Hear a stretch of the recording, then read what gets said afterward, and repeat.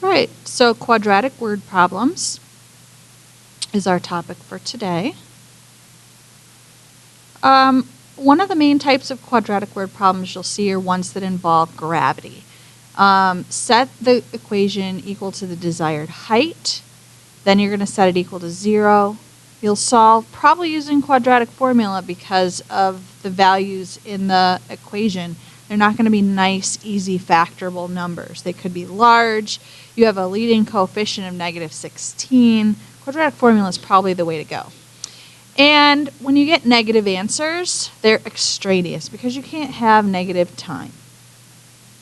So here we have a basketball being thrown, and it's modeling this equation. So the equation is given to us. Just remember the -16 is accounts for the force of gravity pulling the ball down. The 20 is how fast the ball is moving as the player is throwing it, and the 7 is, let's say this player is shooting, this height is about 7 feet high over the head. Now the hoop is 10 feet high. How long will it take for the basketball to reach the hoop? Okay, so we start off, we've got our equation, and we set it equal to 10 because that's the height we're talking about. Then we're going to set it equal to 0 by subtracting 10 on both sides. So +7 minus 10 is a -3. Okay, and quadratic formula really is the way to go here.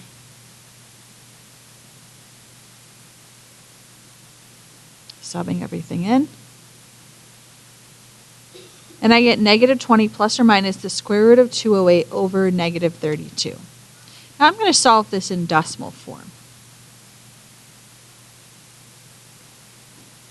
So the square root of 208 is 14.4, so I have to do a +14.4 and the -14.4.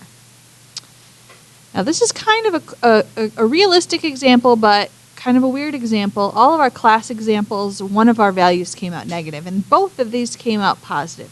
And let's think about why this answer, 0.175, and these are both going to be seconds.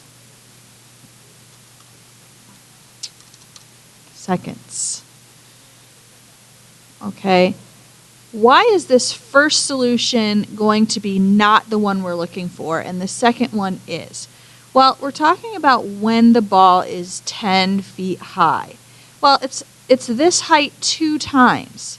It's this height at the hoop, which is what we want, but it's also this height here as well. And this is not the 10-foot high one we want. This is that first solution that is positive, but it's not the one we want because we want the solution where the ball lands in the basket. So normally in a gravity problem, if you get a negative answer, that's automatically extraneous. But in this case, this answer is going to be extraneous because that's the ball going up and not down into the net. Okay, so this here is the answer that we definitely want. It will take 1.07 seconds to land in the net. Another common type of problem you'll see is area problems. Okay, I recommend that you draw a diagram and label it using context from the question. Okay, so if I was reading this one, this says a park is shaped like a rectangle. We'll draw a rectangle. Okay, it also says that the length is 5 feet less than twice the width. So I'm going to put a W for the width. And the length over here is 5 feet less than. Less than would indicate a -5. And then twice the width. So that we say it in the reverse order of how you would write the expression. Okay, so then we're going to multiply the length and width and set it equal to the 3,000.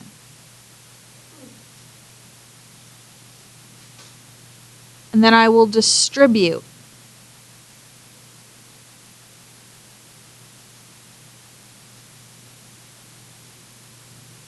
And get 2w squared minus 5w equals 3,000.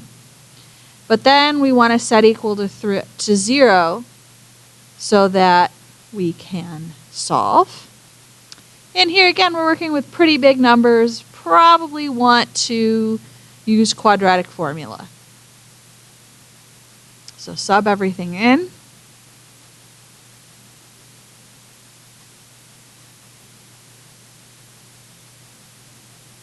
And I get two solutions. I get a positive 1, 40, and I get a negative 1. But remember, W stands for width. I can't have a negative width, so that negative solution is extraneous. So we've got our W equals 40. So our width,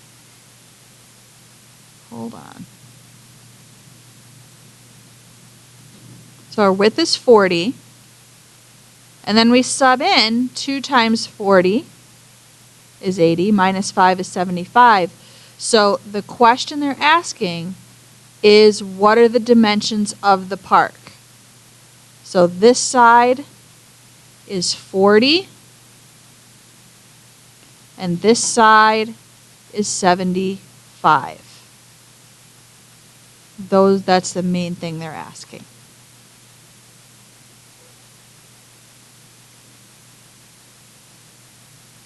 Lastly, they like to ask integer product questions. Sometimes it's 2 consecutive integers multiplied to be this, or 2 consecutive odd integers multiplied to be this. Some keywords here are, we're talking about integers. So any solutions that come out a decimal this time are going to be extraneous. So, but unless the problem specifically says only positive integers, negative answers right now are allowed, and you could have more than one set of numbers as an answer. You could have 2 sets of answers. So you're going to write expressions for each integer. So if this says one number is 3 more than 5, I had a typo there, 5 times the other.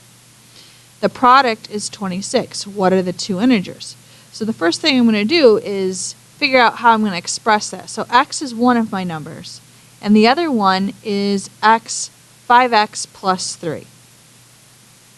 And then just like the area question, I'm going to set this up as each one multiplied together. So that looks like distributive property. And I get 5x squared plus 3x equals 26. Then I'm subtracting 26 off each side to get 5x squared plus 3x minus 26 equals 0. Here again, probably going to use quadratic formula on a lot of these questions. Sub in, do your discriminant. Square root of 529 is 23, and I get 2 answers. However, this answer right here is a decimal, so we can't use it. Okay, this is extraneous. It's not extraneous because it's negative. It's extraneous because it's a decimal, and we're talking about integers. So only the 2 can we use. So we'll go back up to the expressions we wrote. X equals 2. And we're going to take our 2 and sub it in. So 5 times 2 is 10, plus 3 more is not 17. 13. Now how do I know that I did this right? And I just caught my typo because I did this. If I multiply 2 times 13, I get 26. And that's what the problem told me should happen. So I can check that right there. Okay, so your test is Thursday. Hope you're studying, and good luck.